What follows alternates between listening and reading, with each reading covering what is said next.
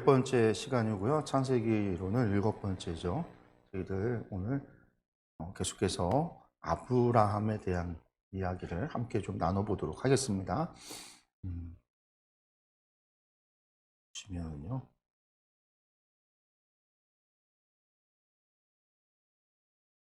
오늘 저희들이 이제 아브라함을 지지난주죠. 저희가 지난주에 쉬었고요. 지난주에 12장부터 시작해서 이제 아브라함에 대한 이야기를 함께 나눴는데, 지난번에 봤던 이야기가 뭐였죠? 하나님의 말씀, 75세 아브라함이 하나님의 음성을 듣고 이제 고향을 떠나서 하나님께서 가라 하신 그 땅으로 갔다가 가뭄이 와서 이집트로 내려갔고, 이집트에 갔다가 다시 이제 돌아오는 이야기가 12장, 13장까지의 말씀이었어요. 그래서 돌아와서 무슨 일이 있었냐면 부자가 돼서 돌아왔잖아요. 그리고 이제 재물이 많고 양이 많다 보니까 아브라함과 롯이 서로 양치는 문제가 갈등이 생겼고, 그로 인해서 이제 롯이 아브라함을 떠나가는 이야기. 그리고 이제 하나님께서 아브라함에게 다시 찾아오셔서 약속을 하잖아요. 그래서 동서남북을 바라봐라. 내가 이 땅을 너의 자손에게 주겠다라고 하는 약속, 언약으로 끝이 나요. 그래서 12장에 언약으로 시작해서 13장에 언약으로 끝이 났어요. 그 다음에 다시 14장입니다. 롯이 떠나갔는데, 지난 말씀을 보면은요, 롯이 떠나가서 어떻게 해요, 롯이요? 이렇게 롯이 좋은 땅, 요단을 내려가서 좋은 땅을 찾아서 떠나서 가다 보니까 어디까지 이르게 되냐면 소돔까지 가게 됐다라고 이야기가 끝이 났어요. 오늘은 14장부터는요, 그 롯에게 문제가 생기는 거죠. 소돔 땅.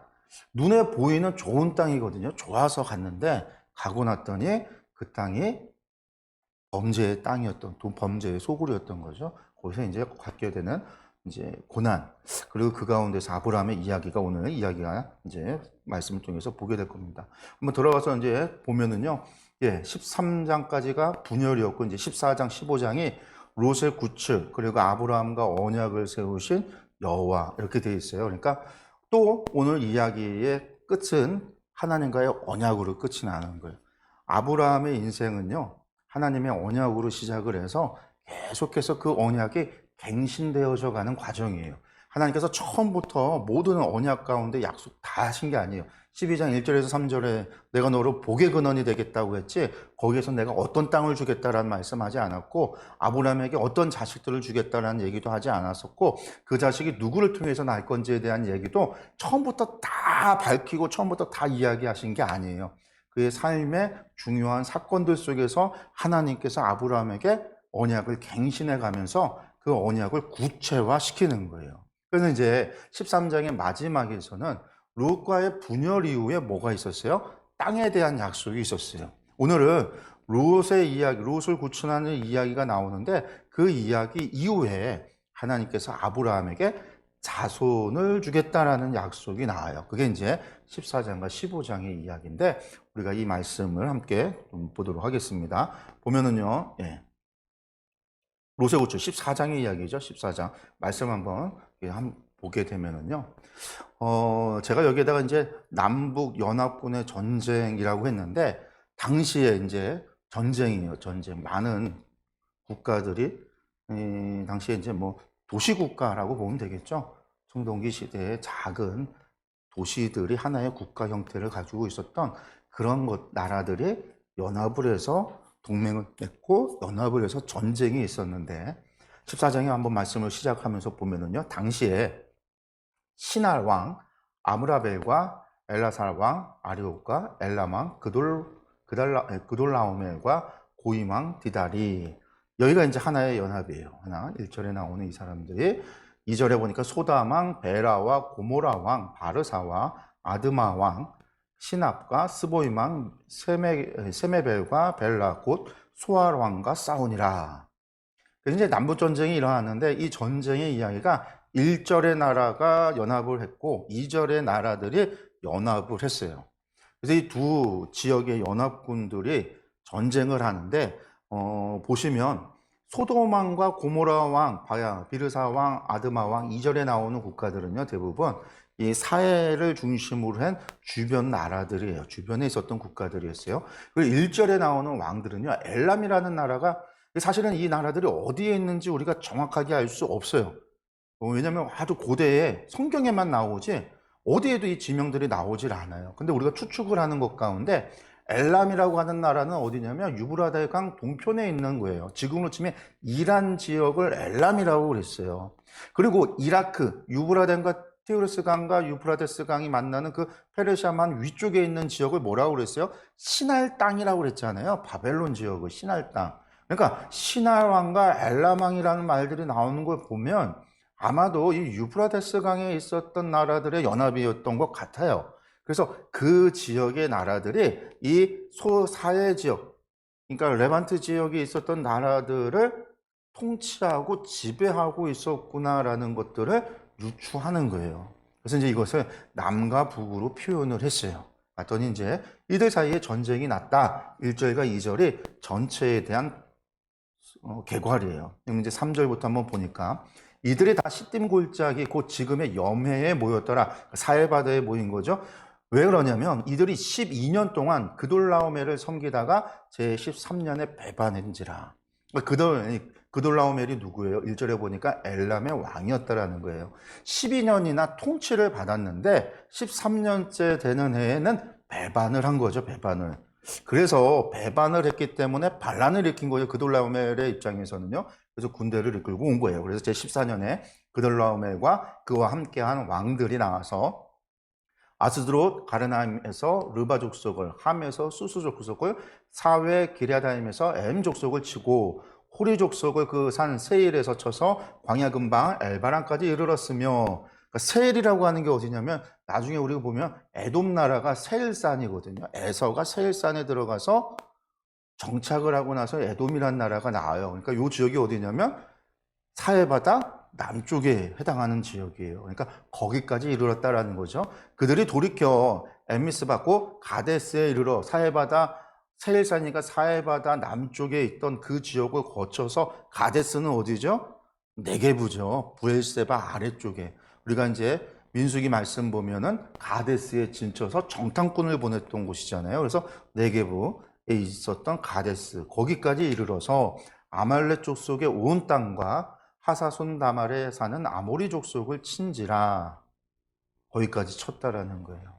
소돔 왕과 고모라 왕과 아드마 왕과 스보임 왕과 벨라고 소알 왕이 나와서 시딤 골짜기에서 그들과 전쟁을 하기 위하여 진을 쳤더니 엘람 왕 그돌라오멜과 고임 왕 디달과 시날 왕 아므라벨과 엘라살 왕 아류 네 왕이 곧 그 5 왕과 맞서니라. 시딤 골짜기에는 역청 구덩이가 많은지라 소돔 왕과 고모라 왕이 달아날 때에 그들이 거기 빠지고 그 나머지는 산으로 도망하며 네 왕이 소돔과 고모라의 모든 재산과 양식을 빼앗아 가고, 그리고 12절이 중요한 거죠. 소돔에 거주하는 아브라함의 조카 롯도 사로잡고 그 재물까지 노력하여 갔더라.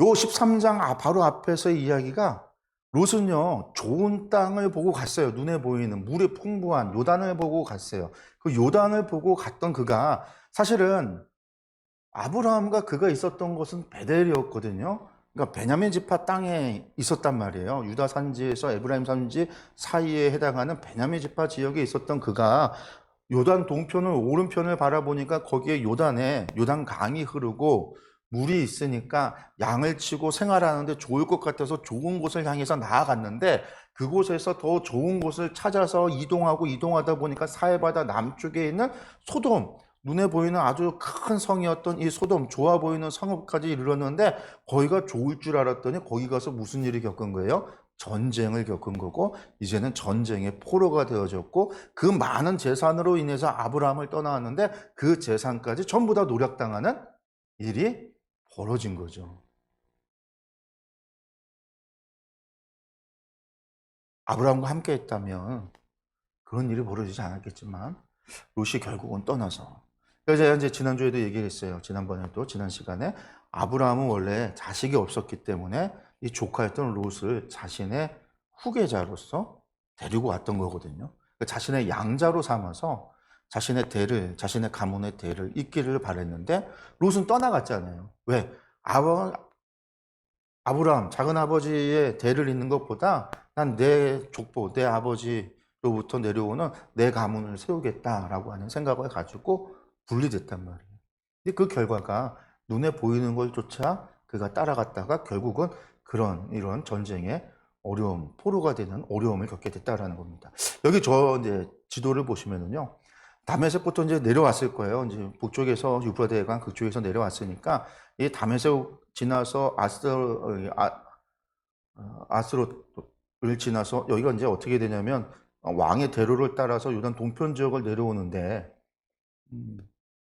이게 왜 아스드롯일까요? 아스드롯.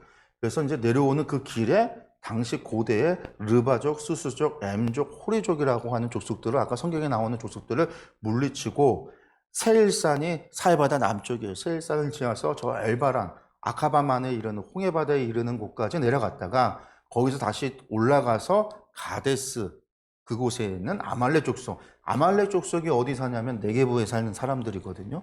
그래서 이제 이 가데스와 아말렉 족속들을 물리치고 온 땅을 물리쳤다. 네게부 지역을 다 정복했다라는 거예요. 그 다음에 달과 소아를 지나서 아모리족을 물리치고 올라가서 어디에 시딤 골짜기라고 그랬어요. 시딤 골짜기가 요 사해바다 북쪽인 거죠. 그쪽에 있는 유다 산지로는 올라가지 않고 계곡을 따라 올라가서 소돔과 고모라를 물리치고 다 노략을 하고 북쪽으로 돌아가는 길에 있었던 거예요. 그래서 이제 북쪽의 연합군이 이 시날 왕과 엘라살 왕과 엘람 왕 그리고 고임 왕이었고 남쪽의 연합군은 소담 왕과 고라 왕과 아드마 왕과 스보임 왕과 벨라 소알의 왕이었다라는 거죠. 이들 전쟁에서 결국은 남쪽의 연합군이 패한 거예요. 근데 이 소식을 누가 듣냐면요, 헤브론에 있었던 아브라함이 듣는 거예요. 지금 아브라함이 오타가 좀 많이 났습니다. 오타가 났는데 아브라함이죠. 도망한 자가 와서 히브리 사람 아브라함에게 알리니 그때 아브라함이 어디 있었냐면 아모리 족속 마므레의 상수리 숲을 근처에 거주하였더라. 이게 헤브론에 있었다라는 얘기예요. 이 마므레는 에스골의 형제여 또 아넬의 형제라. 이들은 아브라함과 동맹한 사람들이었더라. 그러니까 아브라함이 그 지역에 있는 사람들과 동맹을 맺고 헤브론 근처에 그곳에서 살았던 거죠. 그러니까 아브라함이 그의 조카가 사로잡힘을 듣고서는 집에서 기르던 훈련된 자 318명을 거느리고 어디까지 올라가요? 단까지 올라갔다라. 쫓아갔다라는 거예요. 쫓아가서. 그래서 그와 그의 가신들이 나뉘어 밤에 그들을 쳐부수고 다메섹 왼편 호바까지 쫓아가 모든 빼앗겼던 재물과 자기의 조카 롯과 그의 재물과 또 부녀와 친척을 다 찾아왔더라. 그러니까 이제 아브라함이 조카를 구출하기 위해서 올라갔다는 거죠. 저희 헤브론에서 아마 이 중앙산지길을 따라서 올라가서 저 단까지 쫓아가서 그곳에서 포로로 잡혔던 롯을 되찾고 모든 빼앗겼던 것을 갖다가 다시 다 되찾아서 돌아왔다라는 거예요. 전쟁의 승리. 그러니까 남쪽의 연합군이 저렇게 많은 나라들이 연합을 했는데도 불구하고 아브라함과 그 동맹, 헤브론에 살던 동맹을 맺었던 그 족장들인 거죠. 족장들과 연합해서 그들을 갖다가 북쪽의 연합군을 물리치고 조카 롯을 되찾고 빼앗겼던 모든 것을 되찾아왔다라는 겁니다. 이게 이제 돌아온 거예요. 그러고 나서 이제 무슨 일이 있냐면 아브라함이 돌아오니까 아브라함이 그 돌아오니까 그와 함께한 왕들을 초보쓰고 돌아올 때 무슨 일이 벌어지겠어요? 소돔왕이 그때 도망갔던 소돔왕이 사회 골짜기 왕의 골짜기로 나와서 그를 영접하고 소돔왕이 와서 영접을 한 거예요. 그리고 이제 살렘왕, 여기서 말하는 살렘이라는 게 예루살렘을 얘기합니다. 그러니까 살렘이 샬롬이에요. 평화라고 하는. 그래서 평화의 왕이다라고도 이야기하는데 이 살렘왕, 이 예루살렘의 왕이었던 멜기세덱이 떡과 포도주를 가지고 나왔으니 이들이 아브라함의 승전했던 아브라함을 찾아 나온 거예요. 그리고서는 그는 이 살렘 멜기세덱에 대해서 뭐라고 얘기했냐면 그는 지극히 높으신 하나님의 제사장이었더라라는. 여기서 재밌는 거죠. 멜기세덱이 이름의 뜻이 뭐냐면요. 멜기세덱이 우마르키 체데크라고 하는데 나의 왕은 의롭다라는 뜻이에요. 나의 왕은 의롭다. 그리고 예루살렘은 화친 평화다라는 의미인데 이 사람이 왕인데도 불구하고 성경은 뭐라고 표현하냐면 그는 지극히 높으신 하나님의 제사장이었더라. 하나님을 예배하는 제사장이었다라는.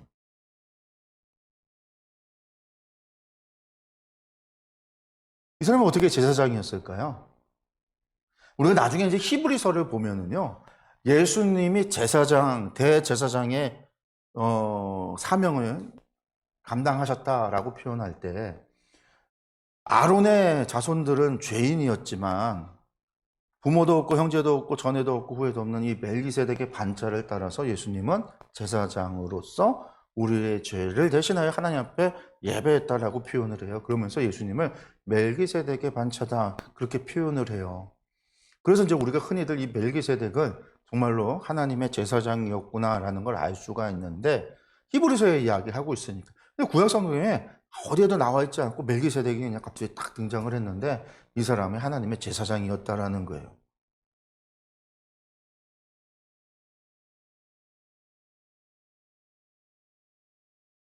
우리가 알 수 있는 거는, 우리가 추측을 해보기는, 아브라함도 하나님을 만나고 하나님을 믿었던 사람이지만 아브라함은 하나님을 믿었느냐? 그렇지 않았다라는 거예요. 왜? 노아의 후손들 가운데 여전히 하나님이 누구신가에 대해서 제대로 가르치고 자녀에게 신앙을 전해서 하나님을 섬기고 하나님을 예배하고 하나님을 따르도록 했던 그런 이들이 있었다라는 거예요. 그러니까 아브라함만 하나님을 알았던 게 아니라, 그래서 우리가 나중에 민수기에서 발람과 발락의 이야기를 보면요, 여러분들 발람이 누구였어요? 발람이 발락을 부를 때 누구를 불러요? 하나님의 선지자라고 부르잖아요. 어디 가서? 저 하란에 올라가서 하나님의 선지자를 데리고 갔다라고. 근데 하나님의 선지자였단 말이에요. 그러니까 하나님이 말씀하시잖아요. 하지 말라. 천 축복하게 하고. 그런데 이런 것들이 무엇을 이야기하냐면, 노아의 방주 사건 이후에 하나님을 아는 지식이 완전 다 없어지고 전부 다 우상 숭배로 대체되어졌는가? 그것은 아니었다라는 거예요. 여전히 그 가운데 하나님을, 마치 아담의 계보가 계속해서 하나님을 아는 지식을 자녀에게 가르쳐서 신앙을 전하고 그렇게 믿음의 가문을 이루어 가도록, 그래서 노아라고 하는 사람이 나왔던 것처럼 노아 이후에도 하나님을 섬기는 사람들은 존재하고 있었던 거예요. 근데 나중에 그게 다 사라져 가는 거죠. 점점점 사라져 가는 거고, 아브라함이라고 하는 사람은 하나님의 음성을 듣고 언약을 받아서 그 믿음이 그 자녀들에게 계속해서 전수되어진 거고, 이후에 출애굽이라고 하는 그 사건을 통해서 그 사건을 그들이 신앙을 공유하고 자녀들에게 그 신앙을 전하게 되어짐으로 말미암아 하나님의 백성이라고 하는, 여러분, 하나님의 백성 이스라엘은 이 출애굽의 경험을, 신앙을 공유하는 거예요. 그 신앙을 함께 공유하는 사람들이 이스라엘이라고 불리는 거예요. 그러니까 하나님께서 그들을 강한 손과 편팔로 애굽에서 구원하셨다라고 하는 사실, 이 신앙의 기초로부터 그들이 존재하는 거거든요. 그러니까 여기서 보는 멜기세덱이라고 하는 사람이, 우리는 알지 못했지만 그 당시에도 하나님을 섬기는 사람이 있었고 이렇게 하나님을 섬기는 제사장도 있었구나라는 걸 알 수 있는 거죠. 그리고 이것을 성경이 증거하고 있고, 아브라함이 어떻게 행동을 하냐면요, 이 사람에게, 그가 아브라함에게 축복하여 이르되 천지의 주제시오 지극히 높으신 하나님이여 아브라함에게 복을 주옵소서, 너의 대적을 내 손에 붙이신 지극히 높으신 하나님을 찬송할지로다 하니까, 아브라함이 뭐래요? 그가 얻은 것, 전리품에 얻은 것의 10분의 1을 멜기세덱에게 주었다라는 거예요. 하나님의 제사장이기 때문에 준 거죠. 샬레임 왕이 두려워서 준 게 아니라. 그래서 이제 이것을 우리가 말할 때 최초의 11조다 뭐 이렇게 표현을 하잖아요. 멜기세덱에게 바친 이것을 전리품의 10분의 1을 드렸다라고 하는 것을. 근데 이것을 고백하는 건 뭐냐면, 아브라함이 왜 10분의 1을 제사장에게 드렸느냐? 아브라함 이것을 말하고 있는 것은 멜기세덱의 하나님을 섬기는 제사장이 맞다라고 하는 것을 인정하는 것뿐만 아니라, 아브라함은 왜 이것을 하냐? 왜 이런 행동을 했느냐? 그가 전쟁에서 승리하고 전리품을 얻은 것은 자신의 힘으로 인한 것이 아니라 누구로 인합니다? 하나님으로 말미암아 되어진 일이다라는 거예요. 그렇기 때문에 하나님 앞에 예물을 드리는 거죠. 그 다음에 소돔 왕이 아브라함에게 이르되 사람은 내게 보내고 물품은 내가 가져라. 사실 소돔 왕이 나와서 이런 걸 요구할 자격이 있어요, 없어요? 전쟁에 패해서 자기는 도망갔고 아브라함이 가서 전쟁에 승리하고 모든 것을 되찾아왔어요. 포로된 사람들도 데려오고 전리품도 다 가져왔어요. 그런데 이 소돔 왕이 하는 얘기가 뭐예요? 사람은 나한테 보내라는 거예요. 전리품 너 가지고. 이건 소돔 왕의 요구는 무리한 거고 아브라함은 지킬 이유가 없어요. 근데 보니까 22절에 아브라함이 소돔 왕에게 이르되 천지의 주제시여 지극히 높으신 하나님 여호와께서 내가 손을 들어 맹세하오니 하나님께 맹세하기를 내 말이 내가 아브라함을 치부하게 하였다 할까 하여. 이게 뭐냐면요, 치부한다라는 말이 뭐냐면요, 여기 히브리어로 뭐라고 써 있냐면 헤사르티라고 되어 있는데 이게 원형이 아샤르예요. 아샤르, 부유하다라는 거예요. 그러니까 내 말이 내가 아브라함을 부자 되게 했다, 소돔 왕이 그렇게 떠들고 다닐까 해서 내가 안 가져가겠다라는 거. 재물을 마치 이 재물, 아브라함이 가서 수고는 아브라함이 했죠. 아브라함이 하나님 앞에 예물을 드렸던 이유는 그 전쟁을 승리케 한 것은 하나님이시기 때문에 하나님이 행하신 일이다라는 거예요. 내가 얻었어도 내가 하나님이 나에게 주신 거고 내가 받았어도 하나님의 은혜를 받은 건데 소돔 왕이 마치 지 물건인 양 내가 줄 테니 물건은 너가 갖고 사람은 내놓고 마음대로 지금 소돔 왕이 지가 주인 행사를 하고 있는데 그렇게 되어지면 아브라함이 뭐라고 한 거냐면 네가 나중에 나한테 재물 줘서 네가 나를 부자가 되게 했다 그렇게 떠들고 다닐까? 나 그 말 듣기 싫다. 왜? 하나님이 하신 거지 네가 한 일이 아니잖아. 그래서 내게 속한 것은 실 한 오락이나 들매끈 한 가닥도 내가 갖지 않겠다. 어디 가서 그따위 얘기하지 말아라. 그런 거죠. 아브라함의 이야기가. 그러나 오직 젊은이들이 먹은 것과 나와 동행한 아넬과 에스골과 마므레, 이게 동맹했던, 같이 했었던 그 동맹이죠. 분깃을 제할지니, 왜냐하면 그들은 그들이 수고했던 분깃을 그들의 것으로 이제 그 분깃을 가질 것이다. 줘야 된다라고 이야기하고 나는 하나도 안 받겠다라는 이야기예요. 그래서 여기가 치부하게 했다라는 말이 어렵죠. 이게 무슨 말인지 몰라요. 치부하게 한다니까 사람들이 잘 몰라요. 내 이야기가 바로 그거예요. 아브라함이, 그러니까 멜기세덱의 11조를 낸 거, 그리고 이어져서 소돔 왕의 것은 아무것도 전리품을 갖지 않겠다라고 이야기하는 아브라함에게는 뭐가 있는 거냐면 이 모든 것이 하나님께서 나와 함께 하셔서 하나님께서 나로 하여금 전쟁에 승리케 하셔서 하나님이 나에게 주신 것이다라는 거예요. 그러한 믿음과 신앙이 있었기 때문에 아브라함이 그렇게 지금 행동하고 있다라는 거예요. 그러고 났더니 15장에 그래요. 아브라함이 아무것도 안 가졌잖아요. 하나님께서 아브라함에게 만나 주셔요. 그리고 하나님께서 아브라함에게 내가 너에게 복을 준다라는 거죠. 내가 너에게 손해를 내가 채워줄게. 한마디로 말해서 우리에게 복을 주신 하나님. 우리가 하나님은 우리가 애쓰고 수고한 것에 대해서 이방 민족들과의 관계 속에서 믿음 없는 사람들과 관계 속에서 우리가 의를 행하기 위해서 우리가 정의를 행하기 위해서 손해보는 거에 대해서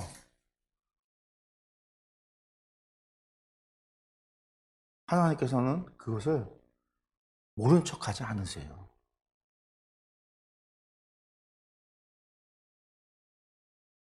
하나님 말씀대로 살면 세상에서 못 산다라고 이야기하잖아요. 하나님 말씀대로 살면 하나님의 말씀대로 세상에서 정직하게 사업을 하고 공의를 행하고 그렇게 살아가면 일을 하면 손해본다라고 이야기를 해요. 그런데 우리가 이 땅에서 손해볼지라도 결코 하나님께서는 그 손해를요 모른 척하지 않으신다라는 거예요. 우리가 이제 그런 것들을 아브라함의 삶 속에서 좀 발견했으면 좋겠어요. 이 15장의 이야기예요.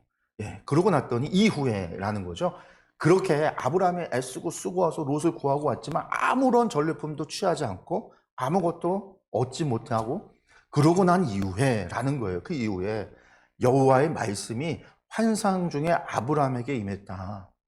하나님이 또 아브라함을 찾아오신 거죠. 이르시되 아브라함아 두려워하지 말라. 나는 내 방패여 너의 지극히 큰 상급이다. 두려워하지 마라라는 거죠.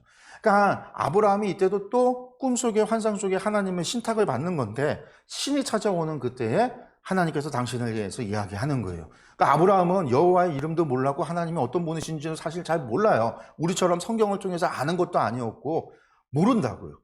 부모가 하나님을 잘 믿어서 아브라함에게 데라가 가르친 것도 아니에요. 데라는 우상 만드는 사람이었고, 그가 경험했던 나에게 약속을 해서 고향을 떠나고 이 땅으로 인도하셨던 하나님, 나에게 이 땅을, 동서남북 이 땅을 주시겠다고 하셨던 그분, 그 신, 그 하나님, 그 하나님이 와서 나는 너의 방패고 너의 지극힌 상급이다.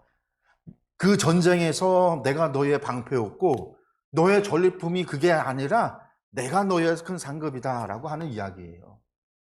아브라함에게 하나님이 전쟁은 여호와께 섰겠다라는 것, 아브라함의 방패가 되어주시고 그의 상급이 되어주신다라는 것 이야기하는 것. 그 아브라함이 말하되 이르되 주 여호와여 무엇을 내게 주시려 하나이까? 상급이라고 하니까 뭘 주시려고 합니까? 여기에서 이미 아브라함이요. 근데 이야기가 약간 삐진 것처럼 말하잖아요. 뭘 주시렵니까? 땅 주신다고 했고 복이 된다고 했는데 복을 주면 뭐하고 땅을 주면 뭐예요? 저 이제 죽으면 이제 아무것도 없는데 대를 이을 상속자가 없는데 아브라함의 표현이 그거예요. 나는 자속이 없사오니 나의 상속자는 이 다메섹 사람 엘리에셀이니이다. 다메섹 사람 아람 사람이. 아마도 아브라함이 고향을 떠나 오다가 만난 사람. 종이에요, 종. 자기 집안의 종인데 그 중에 아마 종들 가운데 제일 똑똑해서 아브라함의 집사처럼 일을 했었던 것 같아요. 그 다메섹 사람 엘리에셀이 나의 상속자, 제가 양자로 삼으려고 합니다. 롯도 떠나가고 이제 아무도 없고 그냥 이 종을 갖다가 양자로 삼겠습니다. 라는 거예요. 그러면서 3절에 아브라함이 또 이르되 제가 왜 이렇게 얘기하는지 아세요, 하나님? 그죠? 주께서 내게 씨를 주지 아니하셨으니 하나님이 저에게 자식을 주지 않았잖아요. 내 집에서 길린, 내 집에서 자란 저가 저의 상속자, 저의 양자가 될 것입니다. 라고 표현을 해요. 그러니까 하나님 뭐라고 이야기하시냐면 여호와의 말씀이 그에게 임하여 이르시되 그 사람이 너의 상속자가 아니라 내 몸에서 날 자가 너의 씨에서 날 자, 너의 아들이 친자식 아들이 너의 상속자가 될 거다 라고 말씀하시는 거예요. 구체적으로 또 바뀌는 거예요. 복의 근원에서 동서남북 땅을 주겠다 하셨던 하나님, 이제 아브라함에게 자식을 주겠다라는 거예요. 데라의 족보 이야기가 시작이 돼서 데라의 가정에 이 톨레도트가 시작이 되면서 이야기가 시작되면서 제일 먼저 꺼냈던 말이 뭐냐면 그 집안에 아들이 죽었고 그래서 결혼을 시켰는데 아들을 낳지 못한다라는 이야기였단 말이에요. 자식 낳지 못하는 이야기였는데 여기에서 이제 15장에 와서 상속자, 자식이 낳는다라는 거죠. 그러면서 그를 끌고 밖으로 나가서 말씀하시는데 하늘을 우러러서 무뼈를 셀 수 있냐 봐라. 그러면서 그와 같이 내 자손이 이와 같이 될 거다. 너의 자손들이 이렇게 많아질 거다. 내가 너로 한 민족을 이루겠다라는 거예요. 그랬더니 아브라함이 6절에 여호와를 믿으니 여호와께서 이를 그의 의로 여기시고 라고 말씀합니다. 창세기 전체에서 중요한 이야기들이 많이 있지만 그 가운데 족장의 이야기 속에서 정말 중요한 것 6절의 말씀이에요. 인간의 죄인이었던 인간에게 하나님께서 무엇을 의로 여기시냐라는 거죠. 믿으니라는 거예요. 여기서 보면은요, 믿으니라고 하는 게 외헤민이라는 거예요. 외헤민. 이 믿으니라고 하는 말, 이 히브리어 외헤민이라는 것이요, 아만이라고 하는 말에서 오거든요. 믿으니라고 하는 해당하는 말이 에민이라는 게 아만이라는 말인데 확실하다라는 뜻이에요. 또 무슨 뜻이냐면 지속하다라는 뜻이 있고요, 굳게 하다라는 뜻이에요. 근데 여기에 사역형으로 쓰일 때는 이 의미가 어떻게 되냐면 기대다라는 뜻이랑 신뢰하다라는 의미가 돼요. 그러니까 지금 아브라함이 여호와를 믿으니라고 하는 이 외헤민이라고 하는 아만이라는 말에서 나온 외헤민이라는 말 속에는요, 기대다라는 말, 의지하다, 신뢰하다, 그런 말이 있는 거예요. 확신, 굳게 하다, 확신을 두다라고 하는 뜻이 이 히브리어 말에 있는 거예요. 그럼 뭘 믿은 거예요? 요 앞절에 5절의 약속을 믿은 거예요. 내 몸에서 날 상속자가, 내 몸에서 날 아이가 자가 상속자가 되고 그 자손이 무별보다 많아지게 될 거다 라고 하셨던 이 약속을, 하나님의 이 말씀을 믿은 거예요.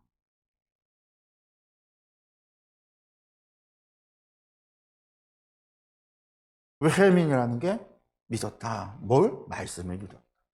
그리고 사역경을 쓸 때 뭐라고요? 신뢰하다는 거죠. 아브라함이 여호와를 신뢰했다. 의지했다라는 뜻도 있다고 그랬죠. 웨헤민이라는. 그러니까 아브라함이 뭘 의지했어요? 하나님의 약속을, 말씀을 의지했다.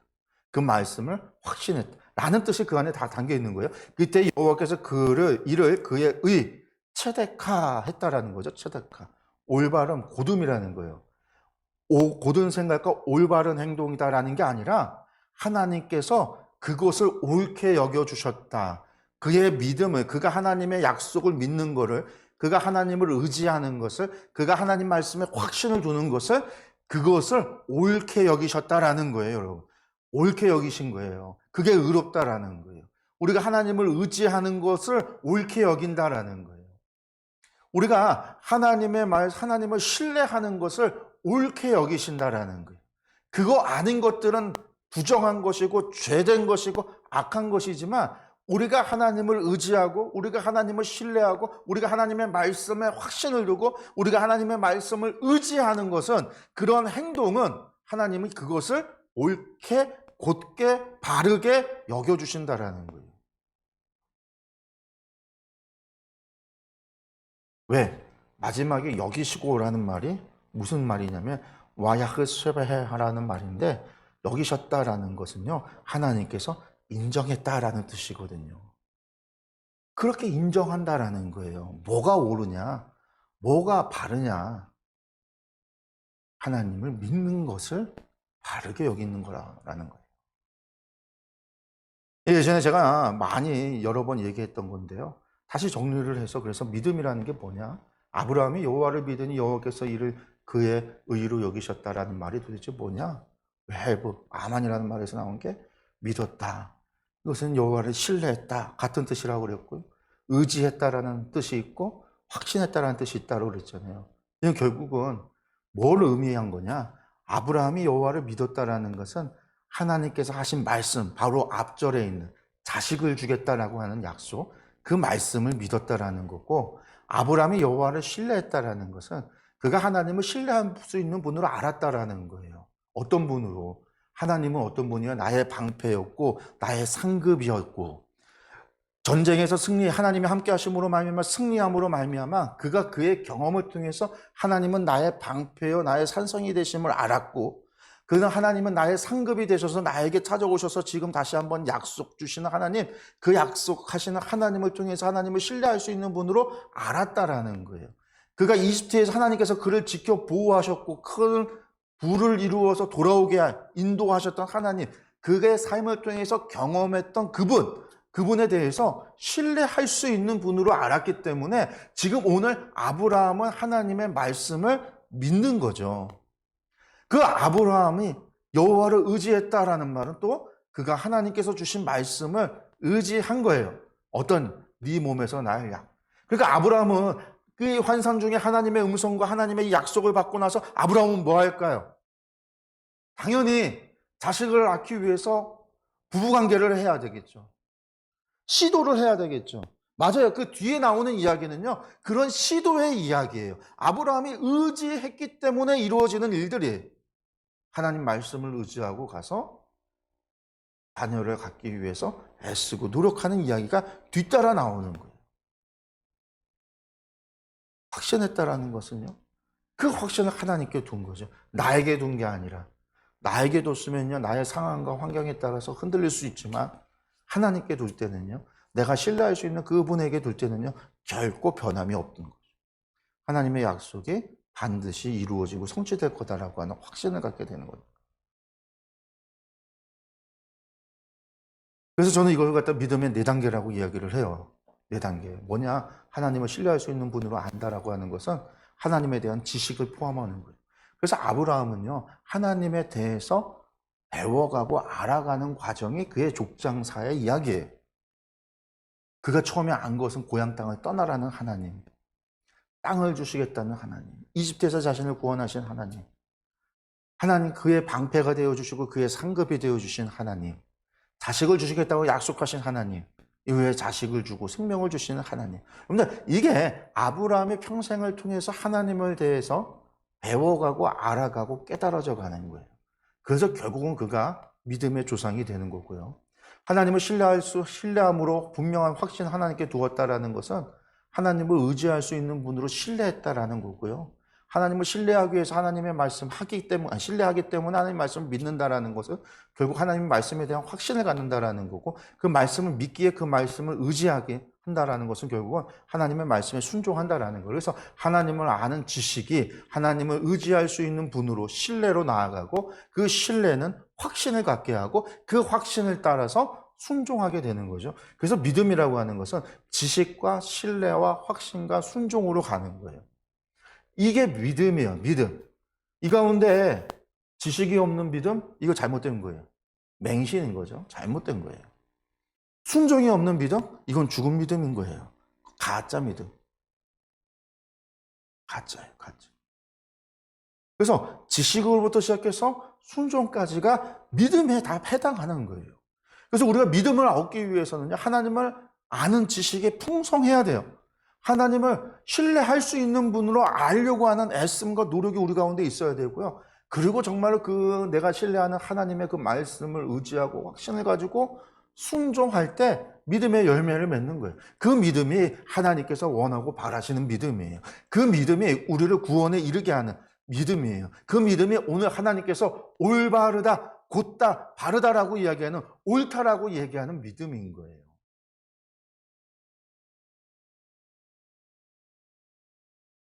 그 믿음의 대상이란 뭐냐? 결국은 이거예요. 하나님의 말씀과 하나님의 말씀을 믿는 것과 하나님 그분을 믿는 거예요.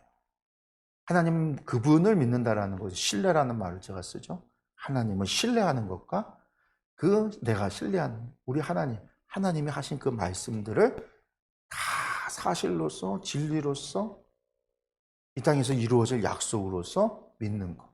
그래서 우리가 믿음이라는 것은 결국은 하나님과 하나님의 말씀을 믿는 거예요.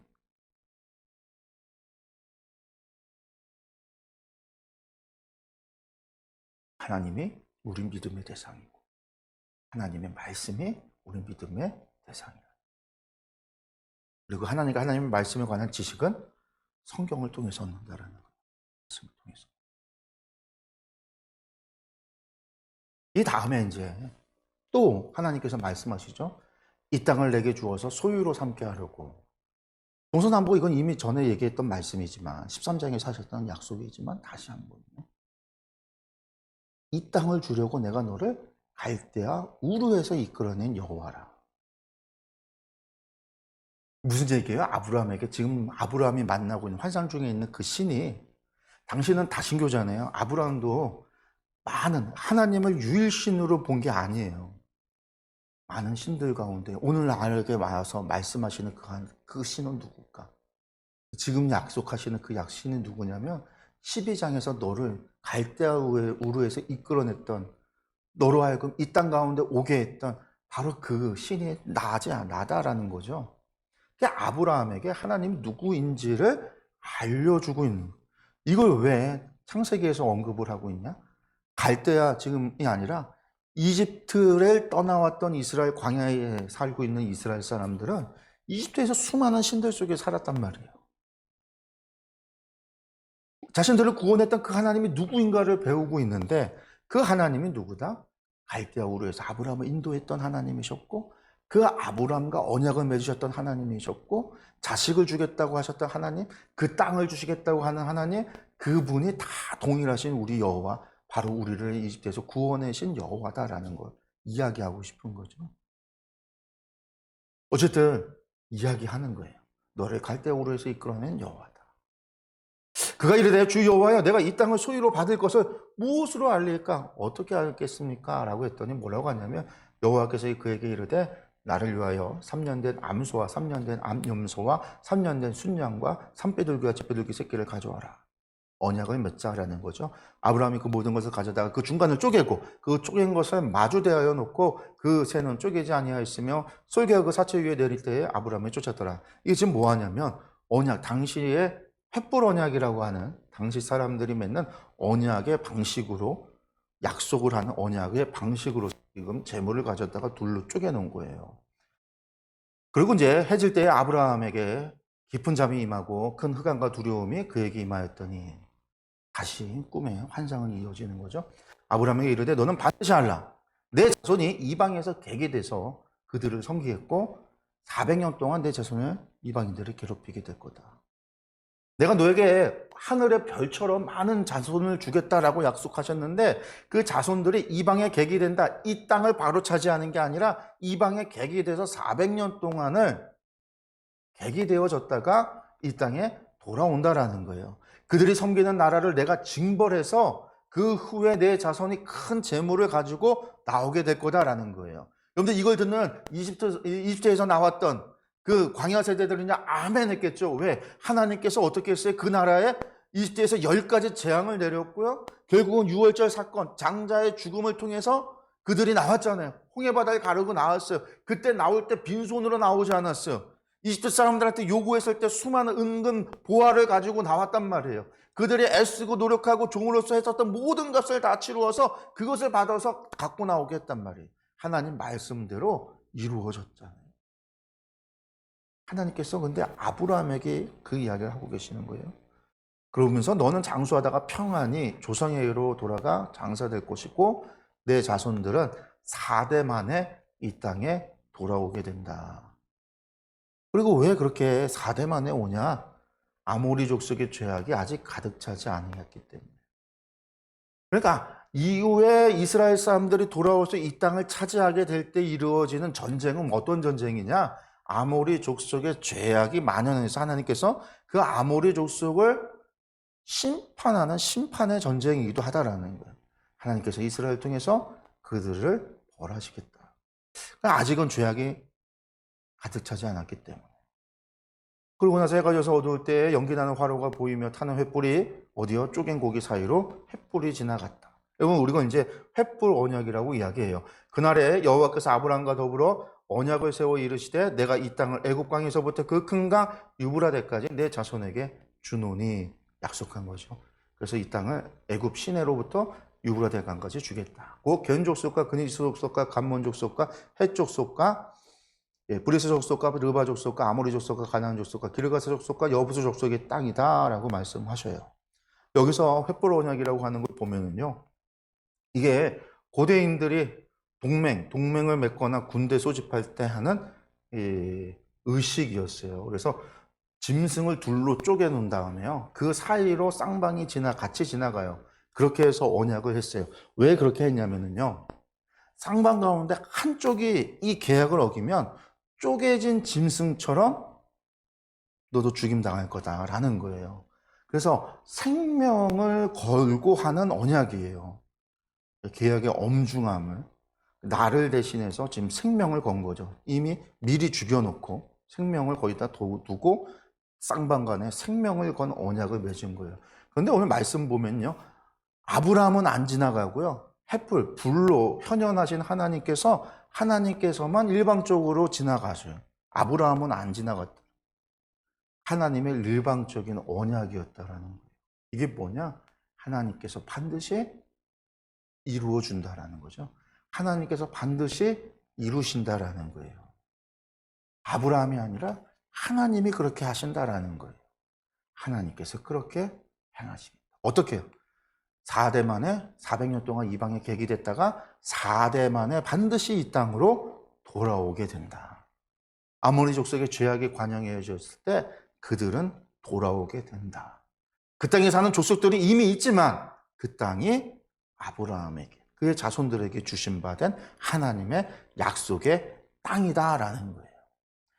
나중에 광야 시대를 사는 사람이 그들이 이 이야기를 들을 때 하나님께서 이 약속을 이루시는구나 라는 거를 깨닫게 되는 거죠. 여호수아와 갈렙 같은 경우는요, 이걸 믿은 거죠. 하나님이 주신다라는 거를. 그 땅에 사는 사람이 아낙 자손들과 같이 거대한 자이언트, 그런 거대한 사람들, 아낙 자손들이 산다 할지라도, 그들 앞에 우리가 메뚜기와 같이 여겨질지라도, 그들의 성은 높고 난공불락과 같아 보일지라도 하나님께서 약속하셨기 때문에, 하나님께서 말씀하셨기 때문에, 하나님께서 그 땅을 주신다라고 하셨기 때문에 그 땅은 우리의 밥이 될 거다라고 하는 신앙을 어떻게 가졌을까? 그들은 이 아브라함의 이야기 속에서 하나님의 약속을 믿은 거예요. 여호수아나 갈렙은요, 하나님은 반드시 말씀하시고 약속하신 것을 이루시는 하나님이라는 사실을 알았던 거예요. 그래서 그들은요, 그들의 삶을 통해서 이집트에서 그들을 구원하셨던 하나님, 10가지 재앙을 통해서 그들을 구원하셨던 하나님, 그리고 그 시내산에서 그들과 언약을 맺으셨고 구름기둥과 불기둥으로 그들을 인도하시며 날마다 만나로서 그들을 먹이시고 반석에서 물을 내서 그들을 마시게 하셨던 그 하나님을 경험했던 그들이 아브라함의 이야기를 통해서 그 약속을 400년 전에 아브라함에게 하셨던 약속을 오늘 하나님께서 이루고 계시구나. 하나님께서 지금 그것을 성취하고 계시구나. 하나님께서 지금 우리를 통해서 그 일을 이루실 것이구나 라는 사실을 믿었던 거예요. 하나님은 그런 분이라는 사실을 신뢰하고 알았고 그래서 그 약속을 믿은 거예요.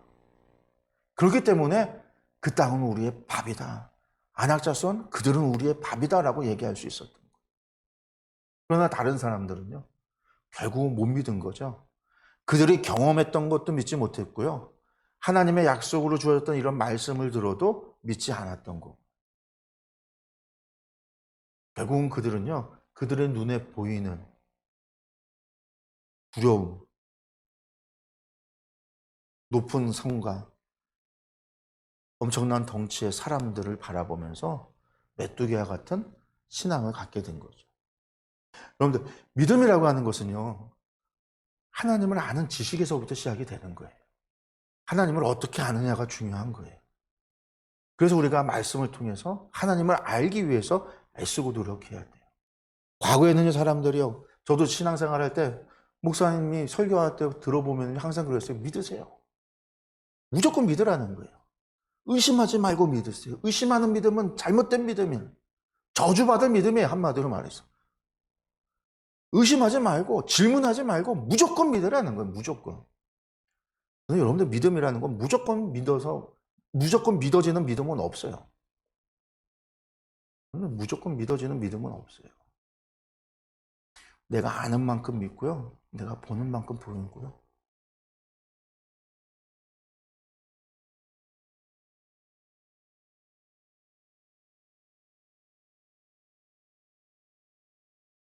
하나님이 어떤 분이신다라는 것을 내가 아는 것에서 시작해서 내가 하나님을 신뢰하는 만큼 믿는 거예요.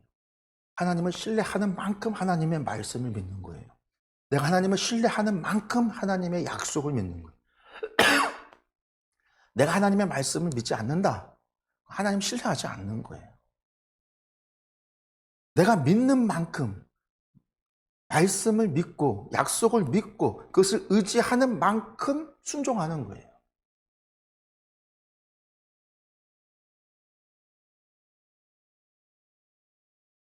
그래서 내가 순종하지 않는다? 안 믿는 거예요. 믿지 않는 거예요. 하나님의 약속을 믿지 않는 거고 하나님 말씀을 안 믿는 거고 하나님을 신뢰하지 않는 거예요.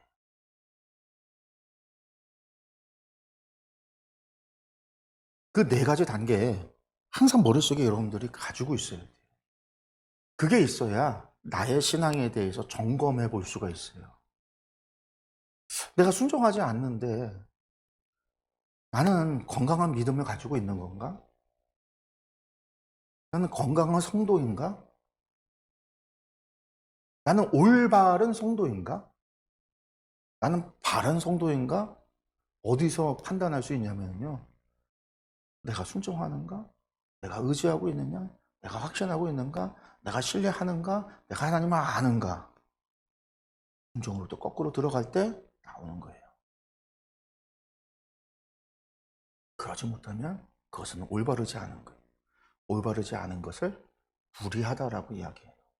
그 불의한 것을 성경은 죄라고 얘기하는 겁니다. 여러분들이 이것을 여러분들 꼭 기억하셨으면 좋겠어요. 우리가 이 약속의 말씀 보면 우리가 민수기 강해, 신명기 강해, 우리가 민수기 신명기 강해를 해오면서 성경을 보면은요, 경계가 좀 다르죠. 이게 이제 솔로몬 시대 경계예요. 오늘 말씀에서 뭐라고요? 애국강에서부터 유브라데까지. 그래서 이 솔로몬 시대 때 이 지역들을 정복을 했어요. 솔로몬 시대 이후로는 다시는 이 유브라데까지 이르는 이 지역을 이스라엘이 차지한 적이 없죠. 지금 오늘날에 이렇게 보면 되는데, 오늘날 붉은색이 오늘날 이스라엘이에요. 오늘날의 이스라엘도 시리아로 막혀 있죠. 저기까지예요. 요단강을 통해서 왼편만, 서편만, 동편은 아니고요. 근데 이제 민수기에 나오는 경계를 본다면 요단강 서편에 애굽 시내로부터 시작해서 헤르몬까지 요 지역이 민수기에서 말하고 있는 약속의 땅이고, 그리고 이제 솔로몬 시대 때 이 우리 지금 보는 창세기 아브라함과의 약속에서는 저기 유브라데강까지 이르는 곳, 하란까지 이르는 곳이다라고 이야기해서 솔로몬 시대 때 이때가 이스라엘의 경계가 저기였다. 이때 한번 이루어졌었다라는 것을 우리가 또 알 수 있습니다. 근데 경계는 조금씩 다르다라는 것. 창세기 아브라함과의 약속과 민수기에서 이제 모세를 통해서 주시는 말씀이 다르다라는 것. 요단강 서편 지역만 해서 조금씩 다른 것들을 우리가 좀 볼 수가 있는데, 아브라함과의 약속으로 본다면 결국은 솔로몬 시대 때 단 한 번 저기까지다라고만 우리가 기억을 하시면 될 것 같습니다. 하나님의 약속이 성취될 때는요, 언제 성취되는 거예요? 이스라엘 백성들이 하나님 말씀을 믿고 순종할 때 성취되는 거예요. 솔로몬의 신앙이 좋았을 때에 성취가 된 거예요. 다윗과 솔로몬으로 이어졌던 그 믿음의 두 왕들을 통해서 이루어진 거예요. 나중에 솔로몬이 이후에 나이가 들면서 1000명의 아내들로 말미암아 우상 숭배에 빠지고 나서는요, 다 반란에 의해서 다 뺏기는 거죠. 다 저 나라들을 다 뺏기게 되는 거예요. 우리가 이제 이것을 기억을 하죠. 하나님의 약속이 언제 이루어지는가? 믿고 순종할 때 이루어진다라는 것도 오늘 말씀을 통해서 우리가 좀 살펴보고 기억하시면 좋을 것 같습니다. 오늘 15장까지의 말씀을 함께 나눴습니다. 15장까지의 말씀 함께 봤고요. 또 하나님께서 아브라함에게 다가오셔서 약속을 하셨다. 언약을 주셨다라는 것. 그 언약의 이야기가 점점 구체화되는 거죠. 복의 근원이 땅을 주신다고 하셨고, 그 다음에는 아브라함의 씨가, 자손들이 별과 같이 많은 자손을 주시겠다. 그렇지만 그들은 400년 동안 이방에 객이됐다가 4대 만에 다시 이 땅으로 돌아오게 될 거다라고 하는 그런 이제 약속을 하나님께서 하셨다. 그리고 그 모든 약속은 하나님께서 지키시겠다. 하나님께서 이루시겠다라고 하는 것. 그 헷볼 언약을 통해서 하나님의 그 의지가 나타나고 있다는 것들 여러분들 다 기억하셨으면 좋겠습니다. 오늘 여기서 마치겠습니다. 기도하겠습니다.